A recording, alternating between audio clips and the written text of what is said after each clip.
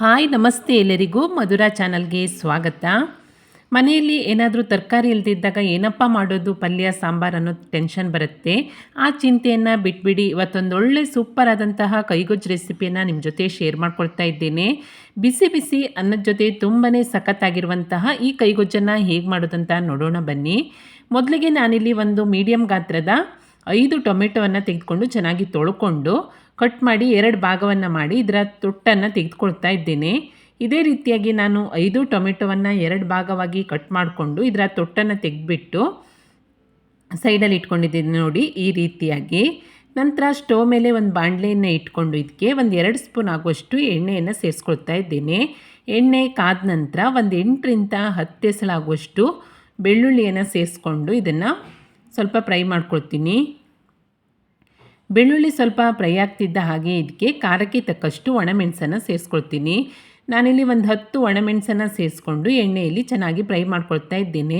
ಒಣಮೆಣಸು ಗರಿ ಗರಿಯಾಗಿ ಮುಟ್ಟಿದರೆ ಕಟ್ಟಾಗೋ ಥರ ಆಗಬೇಕು, ಅಷ್ಟು ಚೆನ್ನಾಗಿ ಎಣ್ಣೆಯಲ್ಲಿ ಹುರ್ಕೊಳ್ಬೇಕು.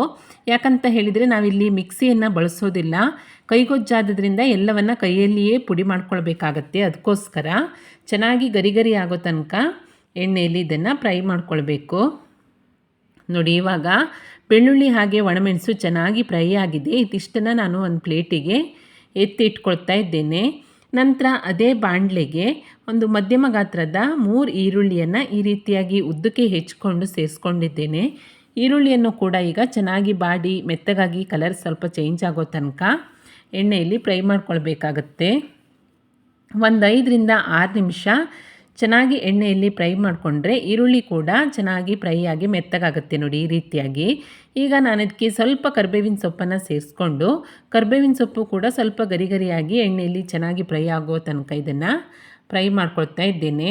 ತುಂಬಾ ರುಚಿಯಾಗಿರುತ್ತೆ ಈ ಕೈಗೊಜ್ಜು. ನೀವು ಒಮ್ಮೆ ಮಾಡ್ಕೊಂಡು ತಿಂದರೆ ಪದೇ ಪದೇ ಟ್ರೈ ಮಾಡ್ತೀರಾ. ಈಗ ನೋಡಿ ಕರಿಬೇವು ಹಾಗೆ ಈರುಳ್ಳಿ ಕೂಡ ಚೆನ್ನಾಗಿ ಫ್ರೈ ಆಗಿ ಕಲರ್ ಕೂಡ ಚೇಂಜ್ ಆಗಿದೆ. ಇವಾಗ ಇದೆರಡನ್ನು ಕೂಡ ಒಂದು ಪ್ಲೇಟಿಗೆ ಎತ್ತಿಟ್ಕೊಳ್ತಾ ಇದ್ದೇನೆ. ನಂತರ ಅದೇ ಬಾಣಲೆಗೆ ಒಂದು 2 ಸ್ಪೂನ್ ಆಗುವಷ್ಟು ಎಣ್ಣೆಯನ್ನು ಸೇರಿಸ್ಕೊಂಡು ಕಟ್ ಮಾಡಿ ಇಟ್ಕೊಂಡಿರುವಂತಹ ಟೊಮೆಟೊವನ್ನು ನೋಡಿ ಈ ರೀತಿಯಾಗಿ ಉಲ್ಟಾ ಇಟ್ಟು ಬೇಯಿಸ್ಕೊಳ್ಬೇಕು. ಎರಡೂ ಸೈಡು ಚೆನ್ನಾಗಿ ಸಿಪ್ಪೆ ಬಿಡುವ ತನಕ ಬೇಯಿಸ್ಕೊಳ್ಬೇಕಾಗತ್ತೆ.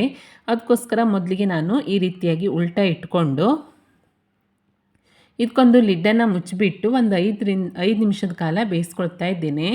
ಒಂದು 5 ನಿಮಿಷದ ನಂತರ ನೋಡಿ ಮತ್ತೆ ಇದನ್ನು ಉಲ್ಟಾ ಹಾಕಿಬಿಟ್ಟು ಇನ್ನೊಂದು ಸೈಡ್ ಕೂಡ ಬೇಯಿಸ್ಕೊಳ್ಬೇಕು. ಇದು ಸಿಪ್ಪೆ ಬಿಡುವ ತನಕ ಇದೇ ರೀತಿಯಾಗಿ ಸ್ವಲ್ಪ ಉಲ್ಟಾ ಪಲ್ಟಾ ಮಾಡಿಕೊಂಡು ಟೊಮೆಟೊವನ್ನು ಸಿಪ್ಪೆ ಬಿಡೋ ತನಕ ಬೇಯಿಸ್ಕೊಳ್ಬೇಕು.